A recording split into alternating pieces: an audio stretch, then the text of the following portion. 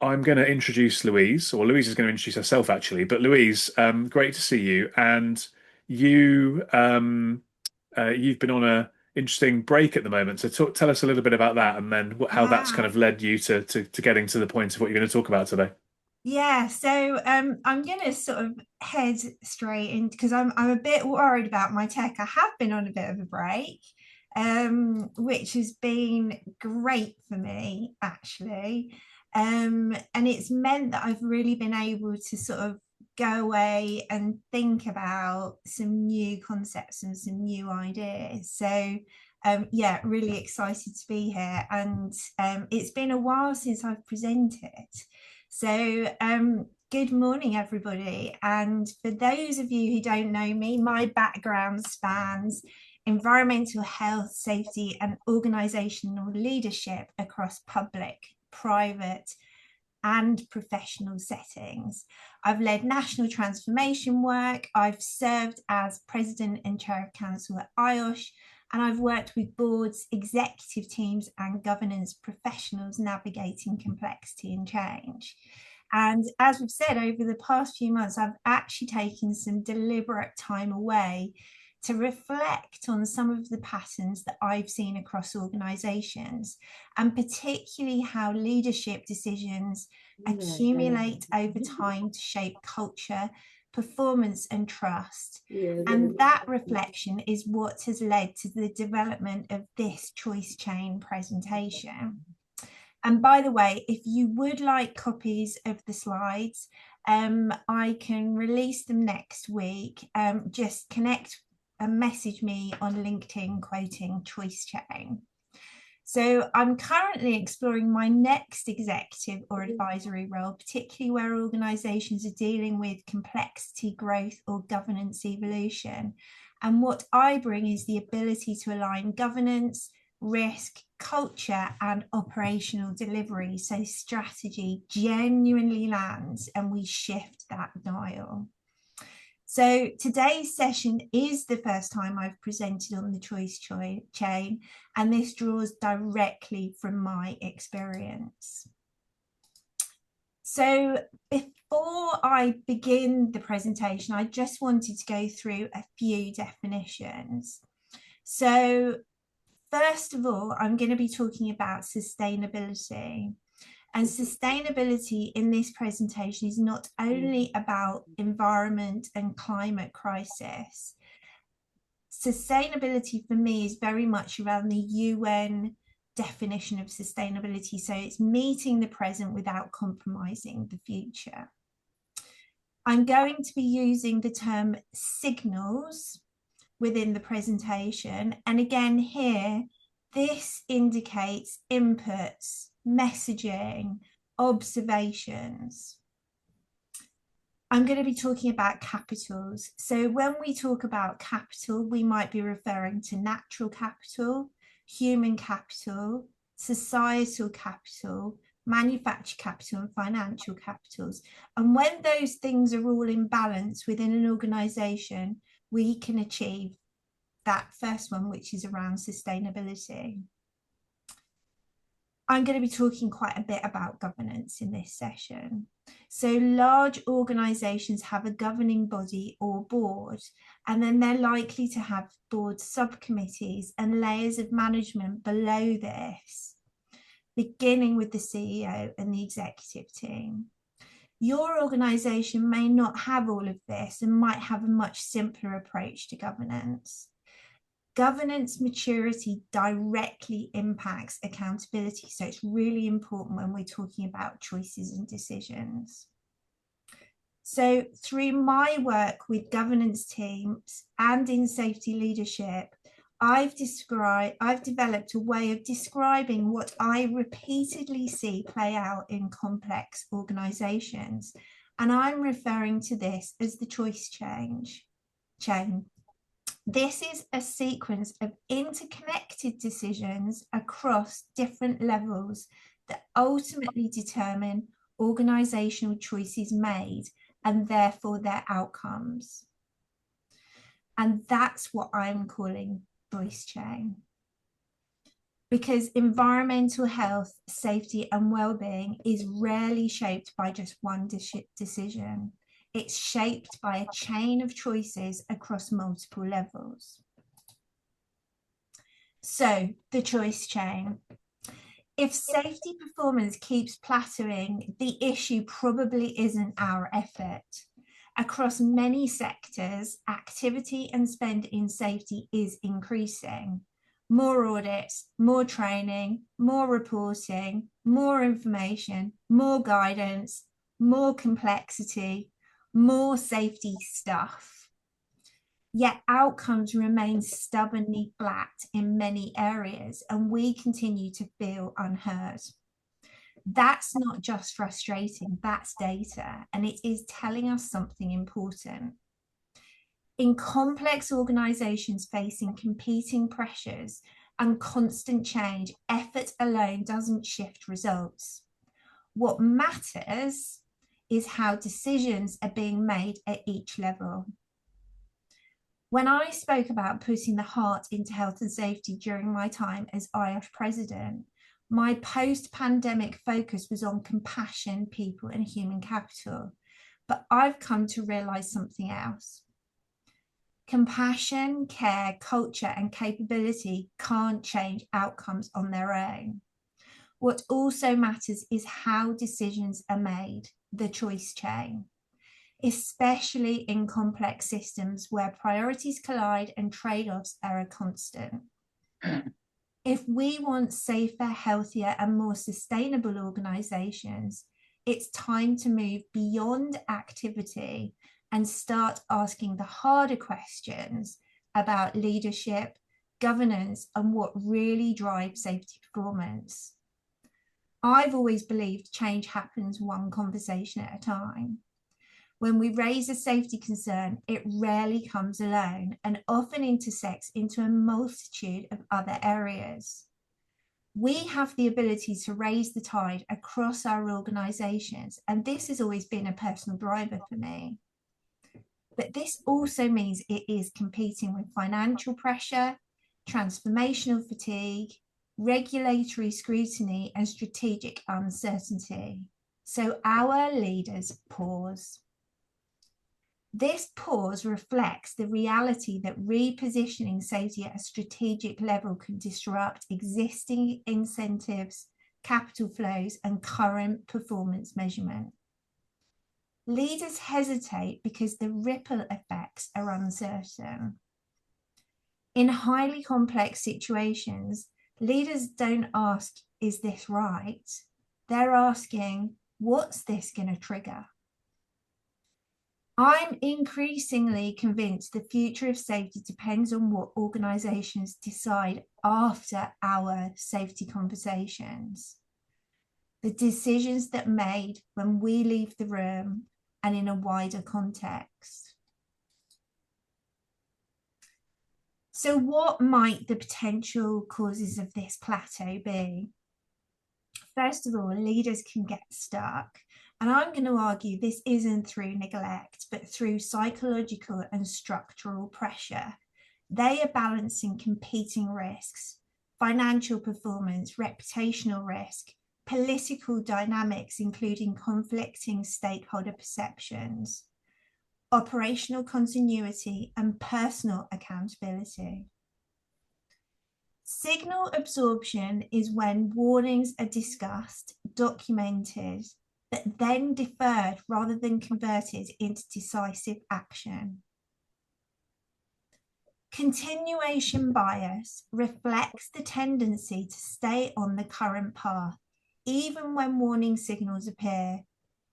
Admitting change is needed can feel like admitting fault, even when we're simply evolving.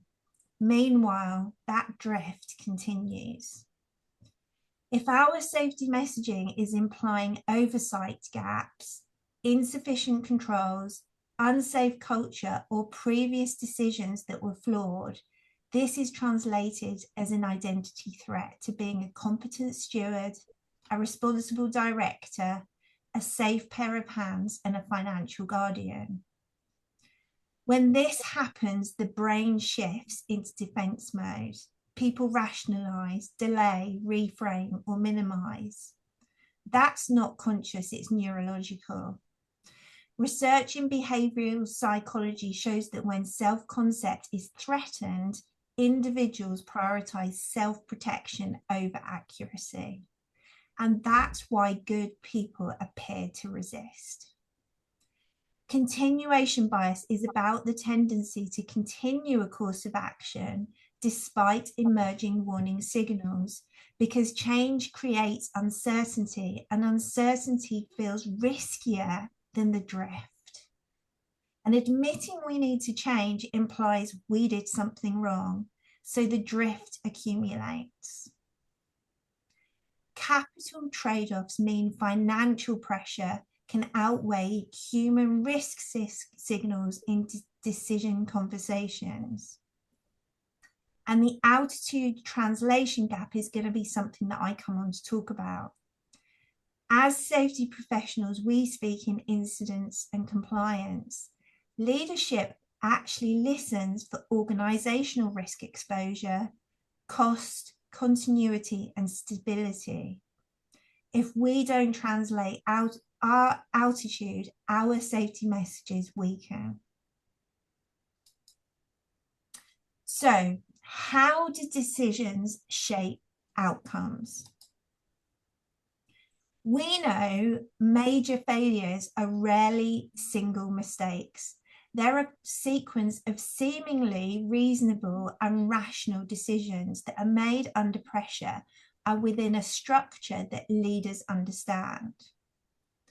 Warnings regarding the structural integrity of the Vale Dam in Brazil were being raised many years before its catastrophic collapse in 2019, which devastated the environment.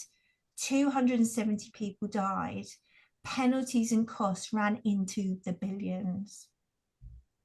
In the UK, the tragedy at Grenfell Tower in 2017 tells a similar story. The subsequent Grenfell Tower inquiry and the independent review led by Dame Judith Hackett highlighted not a single reckless act, but systemic failure, fragmented accountability, cost pressures, regulatory ambiguity, and warnings raised but not effectively acted upon. 72 people lost their lives. The issue was not the absence of rules, it was how decisions accumulated across procurement, oversight, compliance, and governance structures over time. Other factors: resource defensiveness. When budgets are tight, safety improvement can be framed as a cost rather than protection of value. Protection of value means safeguarding human life and capability, or human capital. It also protects long-term reputation, investor and stakeholder confidence, regulatory license to operate, and operational continuity. Safety investment is not a cost. Try framing it as a protection of organizational durability. Governance fragility exposure. This acknowledges systemic risk will often reveal weakness in oversight, assurance, or organizational structures. It surfaces weak processes, inadequate board oversight, and gaps in reporting lines and ambiguity in accountability. Now, this matters because directors have personal legal duties, and admitting this fragility can often feel like admitting liability. So it's safer psychologically to narrow the issue. Organizational structures influence the choice chain. When governance structures dilute accountability, culture adapts to the ambiguity. Safety messages then stall because no one feels responsible and no one feels empowered to make a decision. Defensive cognition. When reputation or operational threat rises, decision framing narrows. Consider the Challenger space shuttle disaster in 1986. engineers raised concerns about O-ring failure in cold temperatures. Under pressure and high reputational stakes, leaders narrowed the framing and proceeded to the launch with catastrophic consequences. Risk governance cascade. Board signals influence, executives shape incentives, which in turn shape management priority, KPIs, and frontline reality. It turns into the culture of how we do things. If there is misalignment in the governance pathway, there is potentially a power imbalance which can be highly damaging. This creates misalignment in the choice chain. Purpose and strategy is lost in translation. And this is when direction is lost in safety messaging, because they disappear disappear between levels. Modern governance is increasingly recognizing that organizational success depends on multiple forms of capital: financial, human, societal, and natural, in balance. Long-term value depends on the health of people and planet, not just profit. Safety professionals already protect human capital. And if you work in environmental health, this extends into societal and community health impacts too. So by reframing safety as protection of multiple capitals, we start to align ourselves with the direction of modern governance is moving. Our challenge as safety leaders is to reframe our messaging in a language that each level understands. This is important as part of our stakeholder engagement work. So we know boards or governing bodies set organizational purpose and risk appetite. They're going to be asking questions like, does this affect long-term value, trust, reputation, and our reason to operate? The executive team will translate this into strategy and incentives. The board holds them to account in respect of their delivery. They will be asking, what is our exposure to disruption, cost, and instability? Managers turn strategy into operational behaviors, targets, and delivery. They're going to be asking, are we compliant and meeting our deliverables? And those on the front line are going to be asking, is this safe for me? So thinking about our language, I've taken some phrases that I know that I use quite regularly and started to think about how this translates into those different governance groups. So this is very much meant to promote a discussion, and we can, I'm sure that there'll be ways that you are phrasing things that may help you in your particular scenarios as well. So common comment that I might make, we need to utilize all our data, not just incident data and lagging indicators. So if we're talking to the board, we might say, we need leading indicators that show exposure before it becomes a financial loss. In the executive level, we need early warning indicators to reduce operational disruption and unexpected cost. Managers, if we act early, we prevent firefighting later. And on the front line, if we spot issues early, we stop someone being hurt. We might say we have 3,000 incidents a year and this is where our effort is being spent. If we're talking to the board, this volume of operational disruption indicates a more systemic exposure, not isolated events. To the executive, this concentration of effort is reducing operational efficiency. Manager, the volume of individual issues suggests a process breakdown, not just localized issues. Frontline, this isn't random, something in the system isn't working. And the last one, we say this is about our people and putting them first. Board, this is about our organisational capacity and our long-term resilience. Executive, this is about protecting organisational capability. Manager, this is about performance and delivery. Frontline, this affects your safety and your well-being. Now, these are just examples, and I would add to this that you probably naturally find that you are able to communicate much more strongly at a particular level. And you may have a mismatch in communications in other levels, and this may be reflective of your personal style. So take some time to consider that. And even in doing these slides, I've certainly considered that myself as well. So I often hear from safety professionals, and actually there was a comment made in one of the shared posts regarding this webinar that prompted this as well, that leaders only care about money. I'm not sure that I believe this. I don't believe they make intentional decisions which lead to harm. If we say this, they are more than likely to switch off. Instead, try suggesting capital allocation decisions are complex.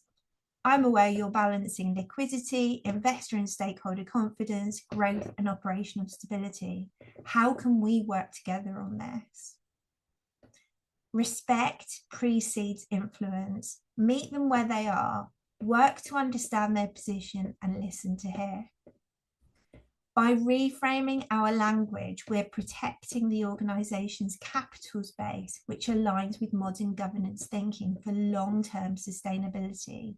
So help our leaders see the hidden financial exposure. Most boards focus on visible costs, such as project overruns, direct accident costs, and insurance premiums, but they underweight hidden exposures such as talent attrition, productivity loss, investor risk, legal risk, regulatory investigation, and long-term brand erosion. So perhaps ask the question, where do you see risk sitting in your balance sheet where it isn't visible yet? Keep asking questions and offering choices. Guide them along a journey. It may be obvious to you, but not necessarily to them. Our challenge in safety improvements often sits between operational expenditure, capital expenditure. We don't have a direct return on investment category, and we may need multi-year investment for our initiatives. Leaders in financially constrained environments can feel trapped by shareholder expectation, personally accountable for financial performance, and exposed if there is financial result slip. If you imply safety is more important than finance, they hear you should sacrifice financial performance, and that activates defensive cognition. Instead, say, the organisations that sustain financial performance are often the ones that reduce systemic risk early. Now you're aligning safety with financial durability. Clear, transparent communication, influence, empathy. We often pull these together as soft skills, but they're not soft, they're power skills, because in complex systems, influence determines outcomes. If you can't influence decisions at the right altitude, technical expertise remains operational, not strategic, and not a board priority. This isn't just a safety issue. Engineering, cybersecurity, sustainability, compliance, all technical disciplines experience the same frustration.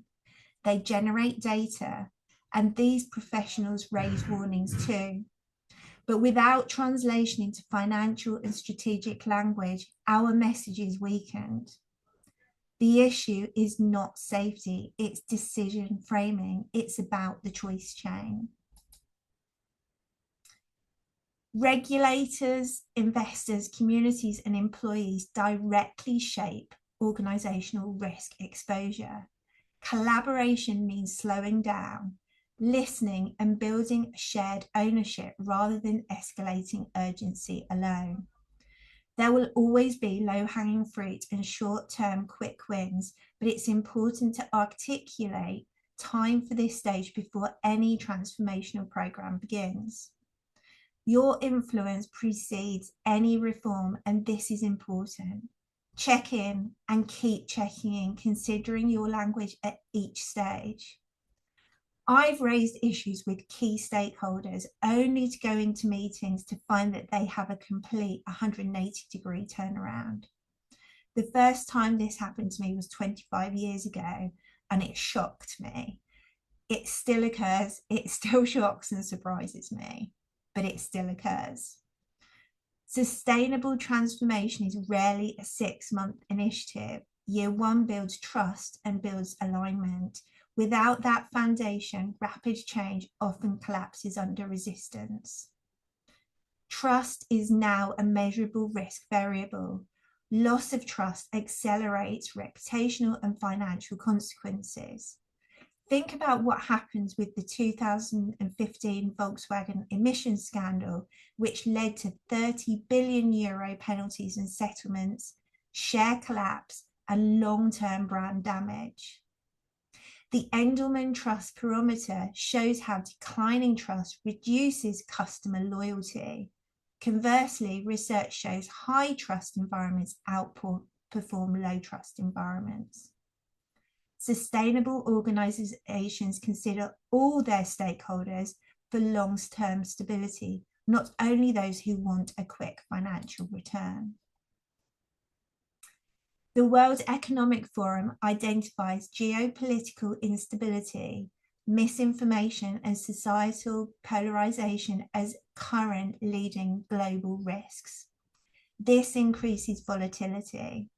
Volatility increases decision pressure, and under pressure, continuation bias becomes stronger. That's why safety is feeling harder right now.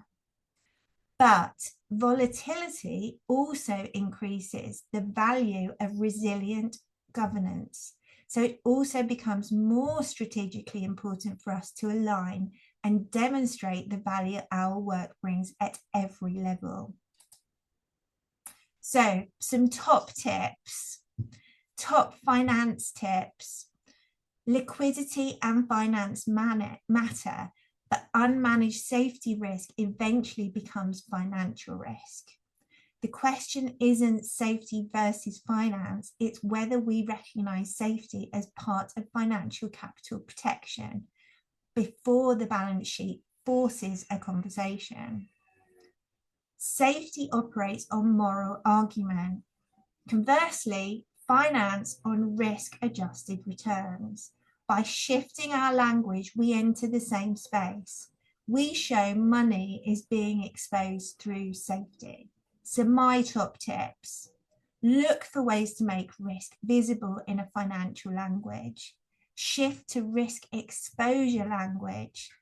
Ask questions. What would a catastrophic event cost us? Reposition to continuity protection, investor reassurance, long-term value. Invite joint ownership. How do we create long-term value together? Translate before you escalate and give this the time it needs, altering your style for board, executive, manager, and the front line. Frame safety as a protection of financial capital rather than cost. Understand what leaders are protecting and the psychology behind this. Understand how your organization is governed. Align safety with board purpose, risk appetite, and long-term value creation rather than a standalone technical issue. Don't just measure against your regular KPIs. Trace how decisions are actually being made. where safety signals weaken, and how incentives in your organization are actually shaping behaviors. That's where transformation really sits. One conversation at a time builds awareness around what we do, but awareness must travel through the choice chain, through incentives, through structures, and via good governance pathways, or it stalls. This shifts safety from operational compliance to strategic oversight. It invites leaders to examine what they protect when risk signals challenge stability. Change starts with a conversation, but performance shifts when leaders decide something different. Every leadership decision sends a signal across the organization. Over time, those signals become culture. Governance isn't paperwork. It's the architecture of the choice an organization makes. We don't wake up to broken systems. We build them one reasonable decision at a time. Thank you. Thank you. So, questions? If anybody wants to be brave, it's a Zoom meeting rather than a Zoom webinar. So you could go to reactions, raise your hand, and unmute yourself and come and ask Louise a question if you want to do that. Or of course, you could pop something into the chat as well. So Maurice has raised his hand. So go ahead. Good afternoon. Hope all is well. Hi, Maurice. Sorry, I'm in a public place in the UAE, and the laws here are very strict with letting other people be captured on video. So my video is off. That's fine. Quick question. You mentioned about designing a safety maturity model which aligns with organizational objectives to make it easier to sell the idea. Can you give me a practical example how I would do that? Yeah, so I'm sure everybody on the call is familiar with the Bradley curve. And if you're not familiar with the Bradley curve, give it a Google because it's worth looking at. And the Bradley curve looks at organizational maturity in respect of safety. So it starts with I don't know if you can, I've got work going on in the background here. It starts with very low maturity, which is a reactive state, and moves into how an organization becomes proactive over time. And this model is really important because when we're looking at organizations and looking at how we achieve transformational change, we have to follow the steps. And so one of the areas that I feel is very useful is if you can take the concepts of the Bradley curve and actually translate that into your organization directly. So you make it very specific to your organization. And if you look at maturity models exist across business. And I've been looking at governance maturity models recently as well, because again, if you have an organization with low governance maturity, those good governance pathways may not be in existence yet. And we really need those good governance pathways to support our work. So creating a maturity model that's very specific to your organization, but based on something like the Bradley curve, can be really useful. And it also indicates to leaders, this is where we're going. This is where we are now. This is where we're going. So hopefully that answers that question. Thanks, Louise. That's clear. Thanks. There's a question in the chat, Louise. being I'm an existing IOSH chartered member, is this covered under Blueprint? Well, I hi Stephen. The presentation that I've just are you asking, is this presentation covered in Blueprint? So I'm no longer so I was Irish president in 2022, and I believe in change, and there's a fantastic presidential team driving change forward in Irish as it is at the moment. I'm not a member at the moment. I don't know whether there's anything in Blueprint around governance. I'm sure that there is some self-learning around governance. The choice chain presentation that I've given you, this is the first time that I've presented on this. And it's because I've been given this gift of reflection over the last few months. I've really been reflecting on how and why these decisions get made based on, I've been in this gig for 35 years now. So it's given me kind of a opportunity to reflect. And so this choice chain presentation, I haven't presented before, it's new. So this as a topic won't be in Blueprint. You're hearing it now for the first time.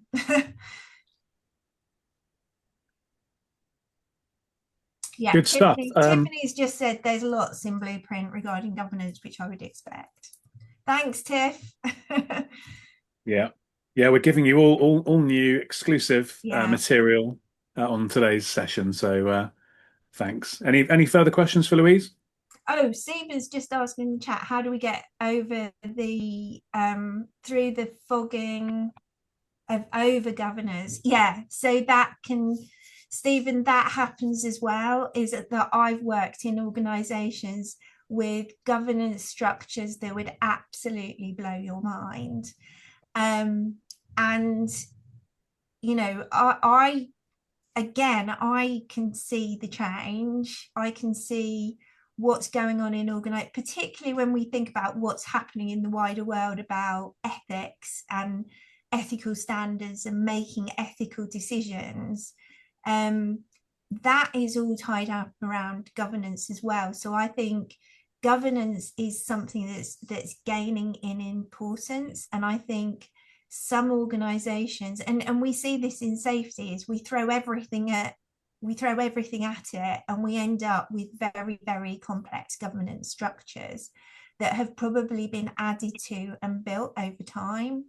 And I've worked with some organizations that have massive governance structures, and I'm a bit of, I like a bit of governance. I call myself a bit of a governance geek, and I've struggled to find my way around it. So in the same way, governance professionals are going to be looking at that for sure. Our challenge is we've got to meet our organizations where they are, and it's, how can we find somebody to guide us through that structure where it is highly complex. Any other questions? There's one in the chat, Louise. Yeah, what exactly safety leaders can do in their organisation to promote a positive and strong safety culture. So I gave you a few quick tips at the end of the talk. I think as safety professionals, we need to really plan in advance and use that, take time in building trust and influence with your various stakeholder groups. So, do some stakeholder mapping, spend some time on that up front. That's certainly a reflection that I've had from roles that I've worked within. And what tends to happen is people say, we want transformation, we want this to happen quickly, and you want to deliver what they're asking for, but actually long-term change takes time, and it, particularly in complex environments. So it's look for those quick wins that you can achieve, but actually work with the leadership to build that solid plan for the future.